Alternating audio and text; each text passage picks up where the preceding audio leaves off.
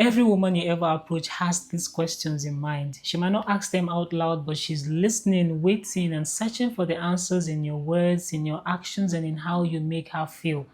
It doesn't matter if she's 22, 42, Nigerian or Canadian, rich or just getting by. These questions are always there. Welcome to the channel. My name is Wendyzeal. If you're new here, thank you so much for tuning in. In this video, I'm going to share with you what women actually want, what we truly want from men.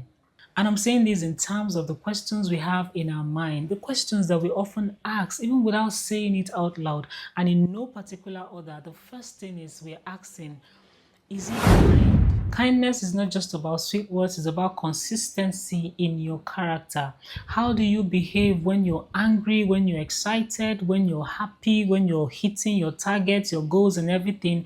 Are you generally a kind person? How do you treat the common man out there who cannot help you in any way? I mean, the wait staff, the security men, the gates men, the estate security men. How do you treat all of these people? These are the questions that we are asking, and we are looking for the answers in your actions and in your behaviors. So pardon me if you think that the woman is testing you. Yes, she's testing you because she has to. She is future oriented. She needs to know that her future is safe. She needs to know that the future of her children is safe. Are you the type of person who just freaks out because things are not working the way you want them to be? We're all human beings. We keep projecting, we keep planning, we keep putting things together. But does it always work out the way we want it to be? Hell no. It doesn't always work out the way we want it to be. How do you behave in a situation like that? Are you a kind person? That is one of the questions in every woman's heart. And she's going to consider these a ton of times before she ever says yes to being yours. The second thing is, can I tell him everything in my heart? Can I be emotionally naked without needing or feeling like I need to wear an armor? Can you take everything? When I tell you, when I become so vulnerable to you, can you actually take it? For example, if I'm sharing something very deep with you, do you just dismiss it and just shrug it away as being not important? To you, it might just be something that is so trivial because we're not the same thing. Okay, the way a man thinks is different from the way a woman thinks. Sometimes before we get to the end of the line, we want to look left, look right, up and down before we now get to the end of the line. Men and women think differently fundamentally. For example, if I'm telling you how I had to break off a friendship because she gossiped about me or she betrayed me, it might sound very simple to your ear and you're like, is that not what you women do? Do you always settle and agree with each other without minding the fact that I am probably under emotional stress for having to do that, or I'm not probably feeling myself so much? Can I tell you everything in my heart and you will take it and you will still be with me and you will still look at me as your woman? Can I tell you everything in my heart? And also, this has to do with friendship. Are you my friend? Some couples are not friends. When they come together, all they talk about is the business of the day. Why are we here? Do you want to make love? Okay, let's just make love. Let me make love. You don't come, I don't come. Okay, good night. Or they want to eat. Okay, go to the dining, the food is ready, let's eat. No discussion, no nothing. You don't ask her how was your day, what happened today, did you meet your target, did you do this? People are not even friends. Can I be friends with you?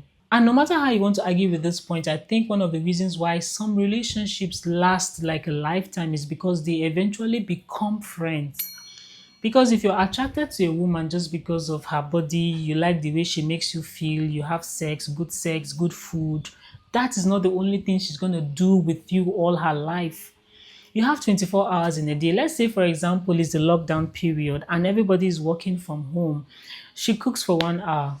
You have sex for maybe 1 hour, 2 hours at most.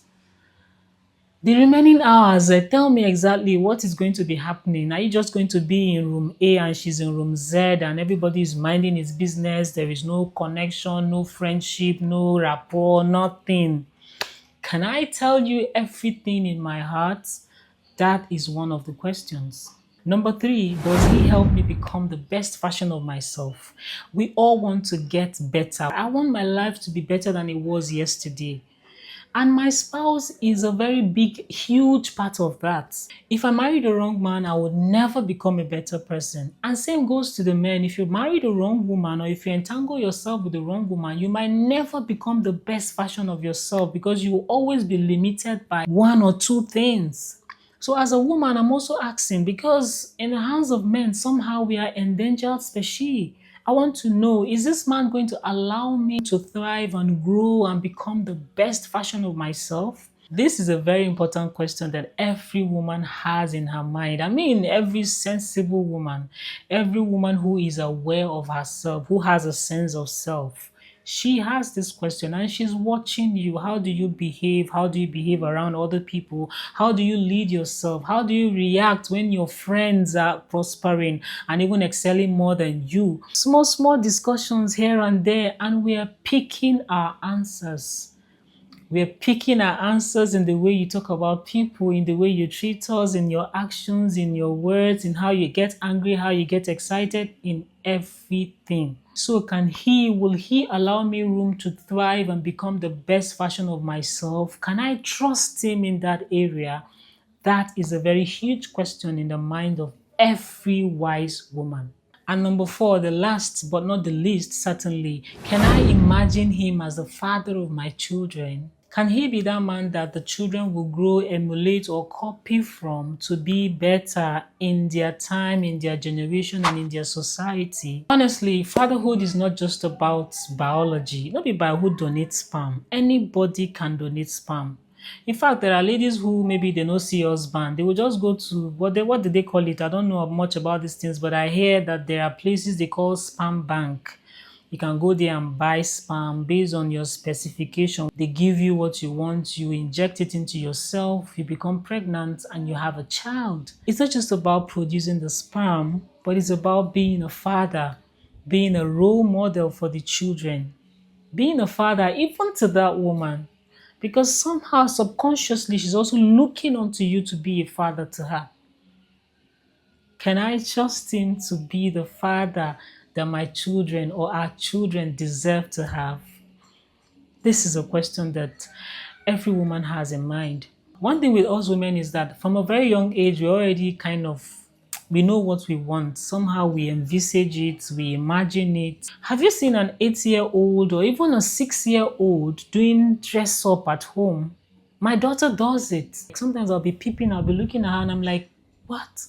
At this age, she will wear shoe. Sometimes she'll wear skirt, she go carry handbag and she'll be doing step. And I'll be like, ah. So that's to tell you that we women from a very young age, we're already like imagining, why is she doing that? Because she's imagining herself like she'll grow big someday, she'll become like a grown up and she'll carry a bag like this, she'll be walking like this. She's already imagined the shakara that she will do. So you see, we imagine these things, we think about it, and like I said, even if she doesn't ask you these questions out loud, she is imagining it. Now, someone will be like, but what if I only tick off just two of those boxes? What happens? Does it mean that she's not going to agree to marry me or be in my life or be mine? You see, one beautiful thing about life is that there is always room for improvement. Okay, let me give you an example with myself. I like to use myself as an example. When I started this YouTube channel, the first video I ever recorded, I wasn't talking like this. This is a testament to the fact that you can improve on something and become better at doing something. When I started, I was fidgeting, I was all over the place. I knew what I wanted to say, but I didn't know how to bring it out to come out the way I want it to be. I am not there yet, but trust me, I am better than when I started. So this shows that as a man, it doesn't matter at what level you are right now, you can improve on your behavior. If you're the type of person who gets angry and you don't have a regulated emotion, you can begin to learn how to regulate your emotions. You can become a better person. You can know how to handle your emotions better. Even if you don't know anything about fatherhood, you can begin to read. There are people who can be mentors to you through their books, through their tapes, their messages. There are pastors in churches you can listen to and learn from. It doesn't matter what you are, it doesn't matter what color, what status you are, whether you have money or you don't have money, you can learn and improve on yourself. If you're not purposeful, if you don't have anything you're doing, you can always learn and improve on yourself. I believe it is close to 100% guarantee that whatever you put your mind to and begin to practice, you would most likely get there. You would most likely achieve that thing. So put your mind to it. This is not to bring up the argument that women too, you're so demanding. What is all this question? What is all these rubbish questions? They are not rubbish questions, though. They are not rubbish questions. They are not. So don't look at it that way. Just try to get the message out of this video. And when you work on it, trust me, if you're not married yet, you would attract a better spouse. You would have someone who is worthy to be called your own. Thank you so much for watching this video. I hope sincerely that this is of help to you. Thank you for subscribing. I'll see you in the next one. Cheers.